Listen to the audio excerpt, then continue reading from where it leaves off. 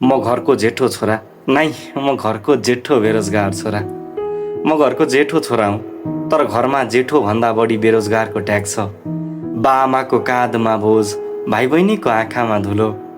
मसँग किताबका थुप्रै डिग्री छन्, तर कोठामा टाँसिएका प्रमाणपत्रहरू भित्तामा खिया लागेका ऐना जस्तै मलाई मात्र हेर्छन्। म भने भुक्कै हाँस्छु, अकालै हाँस्छु, एक्लै हाँस्छु। छिमेकी भन्छन्, के काम गर्छ तिम्रो छोरा? बा टाउको झुकाउँछन्, आमा चुप लाग्छिन्। मैले त घरिघरि सासै थाम्नुपर्छ। नजिकैका कुकुरले पनि मलाई बेरोजगार भनेर भुक्न थाल्छन्।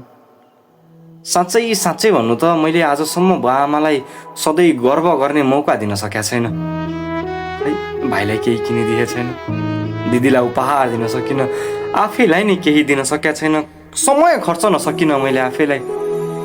उमेरको पात पहेँलिँदै गएको छ, दर्पणमा कपालको हिउँ ढाक्न थालिसकेको छ, तर अझै पनि भविष्य धुवाँ बनेर आकाशमै हराइरहेछ। खोइ भाग्य गुमनाम भएको छ, मलाई भेट्न मानिरहेको छैन। भित्रभित्री म बारम्बार चिच्याइरहेछु, म असफल होइन, अवसरविहीन मात्रै हुँ। म असफल होइन, अवसरविहीन मात्रै हुँ। तर कोही सुन्दैनन्, जसरी सुन्दैनन् घरको पुरानो रेडियो आजको समाचारमा।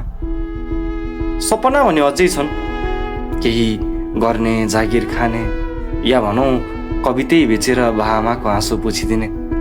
तर अहिले म घरको जेठो बेरोजगार छोरा हुँ।